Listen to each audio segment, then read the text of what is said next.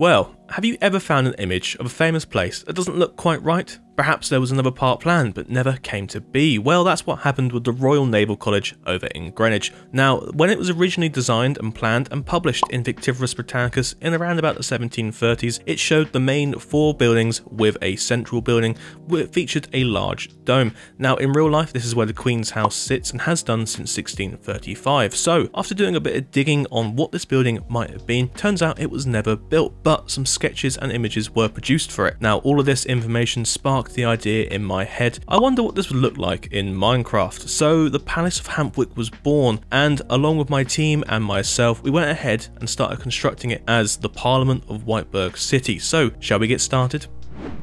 So you probably got a few questions, and that's fine, we'll get to them, I'm sure. But first of all, the idea is, why would you take a building that doesn't exist and try and bring it into Minecraft if you don't have all the information about it? Well, we will get onto that once we build what we've named in this world Greenwich House, which is the building based on that central unbuilt section of Greenwich. Now, what I wanted to start with here was the main 4 buildings that all of you know and love if you've ever studied English Baroque. So these were designed by Sir Christopher Wren and his apprentice Hawksmoor in around 1700 through to about 1730. This place was built as a Royal Naval Hospital for seamen, and it was used up until the 1800s when it turned into the Royal Naval College, and it's now currently part of Greenwich University. So the building itself is 4 separate blocks that are symmetrically mirrored across the centre. The original design for this was to allow the Queen's House, which is that building we mentioned in the intro, to sit there in the centre and look down onto the River Thames still. Now, in my mind, this was great. I love the way this is all set up, and myself and the team are really interested in getting building this.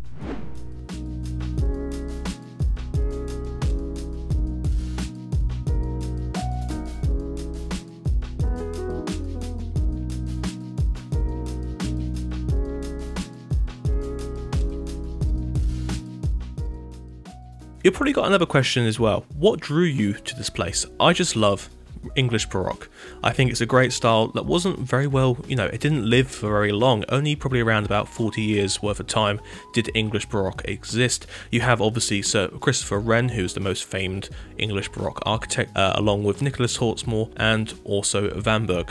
Now, they built such places as Blenheim Palace, St Paul's Cathedral, and countless other churches in and around London. So myself and the Goblin on the server are absolute lovers of English Baroque. So what better than to choose for the centerpiece of the main city on our server to be this homage to English Baroque. Now, in our world, this is the Parliament. So the idea here is each one of these buildings features a wing of government. So in Whiteburg, it's based on the English Parliament system. So you've got the House of Commons and the House of Lords.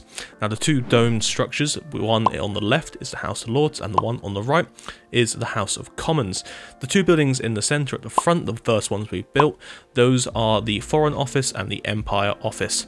Now, this all sits on a beautiful riverfront which overlooks the River Avon in our world. Now, all of this was done as a pre-build, and then we rebuilt it on camera. So in total, I think we've probably spent about 3 or 4 months building everything you're going to see in this video.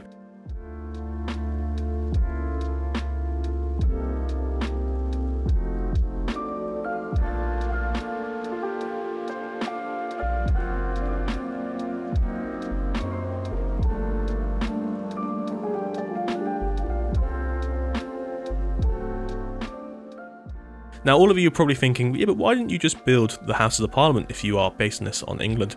I'm not the biggest fan of neo-Gothic architecture, and building the Palace of Westminster, it's never been high up on my list of things to do.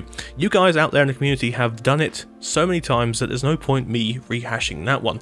Greenwich really hasn't been built that much, and we wanted to give it our own spin. So I think it's time to move away from the main 4 blocks and onto some of the ancillary buildings over on the right hand side.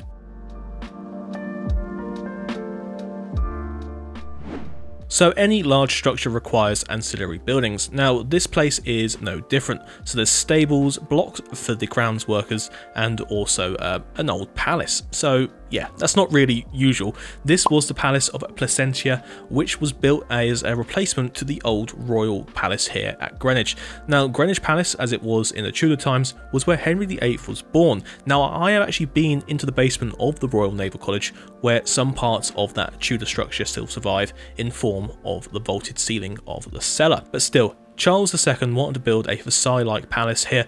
It never came to full fruition. What you are left with is one section at the front of the stables here, known as the Palace of Placentia, and that is it. It just sits there, and it's now used as storage, I believe, for the Greenwich University. But behind all of this is another section of buildings, which was part of the Naval College, actually part of the Royal Naval Hospital that it originally was.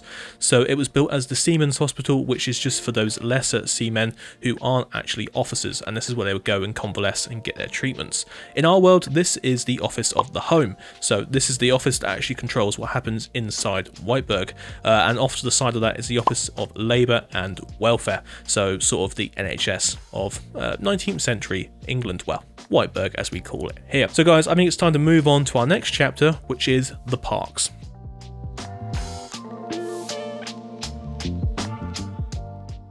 So the parks that surround the entire complex are royal, and this means they are royal hunting grounds that allow the monarchs to go around and kill the deer inside it and do what they want with the ground. During our time now, it is open to the public. It is just a space for them to go roam, promenade through, enjoy the sights and scenes. What you're going to see me building here is the Church of St. Peter and St. Paul that sits in the corner of the main central park, which spans around Greenwich House. We'll get onto Greenwich House in a bit. Now, this was based and designed on the Church of St. Peter and St. Paul's in Blandford, and it's one of the finest examples of a Georgian church outside of London, built originally in 1734. Now, I was going to do a bricks to blocks video on this, and I may still do that now this video is out, so stick around for that. I have a lot of real life footage of it that I want to use in a video. Anyway, the rest of the parks are just set out in a nice formal fashion, with large trees dotted along paths that crisscross across the landscape, and some lovely townhouses built by Ozzy and Krista that don the sides of this area. The larger royal parks that were going to be at the back of this never got built for this video. Unfortunately, we ran out of time, but in later episodes of the Whiteburg City update, you will see the rest of these parks, so make sure you go and head on over to that playlist later on once this video is done. Click the little thing up at the top corner as well to make sure you have the right playlist. So I think that's the parks done. It's time to move on to our next chapter, and that is Greenwich House.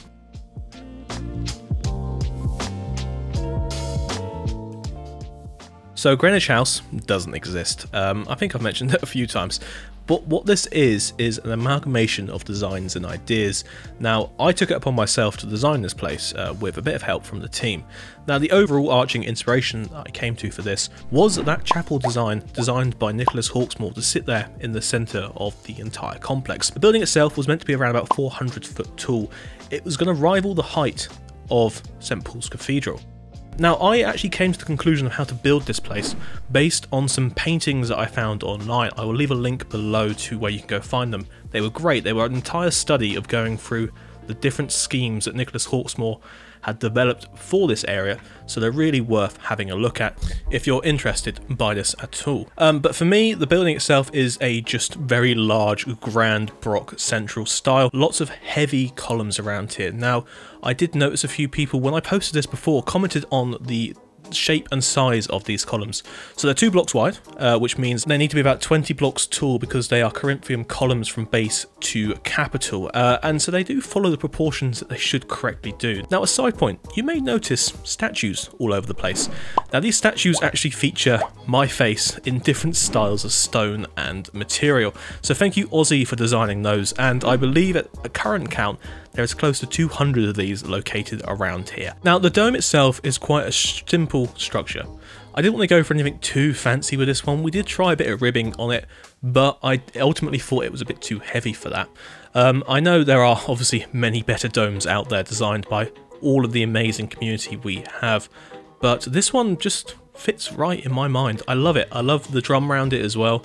The slender columns lead up to it, and the lantern on top. It's just, in my mind, it's beautiful. Now, I will obviously develop and build better domes throughout time, but for now, this is my peak domage. So I mentioned earlier this building actually houses the Prime Minister of Whiteburg. So as we have in real life with 10 Downing Street being the main residence for the Premier, this building is, but he only lives in the back wing. And the back wing is based on Hampton Court Palace, slightly extended over quite a lot of bays. Now it's all cut up, this building, into different sections, and when we go on the showcase tour I'll show you exactly which bits they are, but in total we have the Treasury, War Office and a couple of other offices at the back for the running of the cabinet, and then the Prime Minister just lives in the central section of the back building. It's a nice place, it's not massive, it's not the entire palace as a lot of people thought. The big dome structure, it just sits over an atrium, the main walkway into all of the offices, and it gives a great place to go and give some speeches out in front of the country. So I think overall this entire building is now done, and so is the entirety of Greenwich, as we call it. That's sort of our code name for it, the Palace of Hampwick.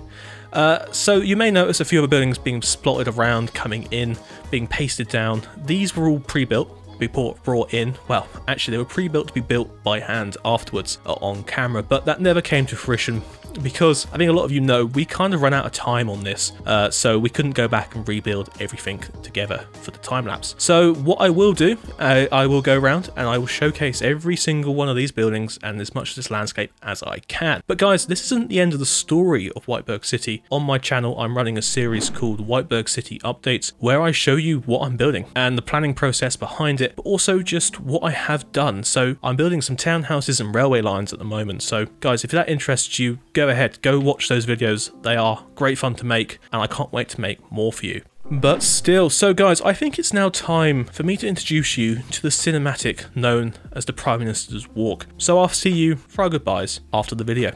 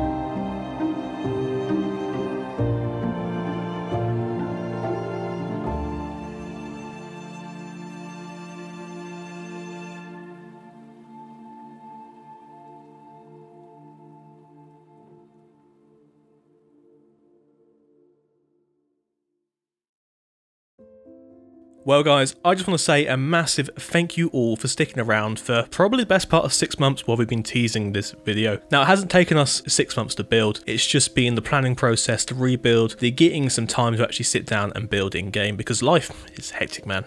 But anyway, so thank you all for watching. I hope you've enjoyed this little whistle-stop tour around the construction of the Palace of Hampwick. And like I said, stick around for a lovely showcase where I walk around the entirety, giving you a proper rundown of what's happening around here. But for now, guys, remember, get inspired, get building, and I'll see you next time.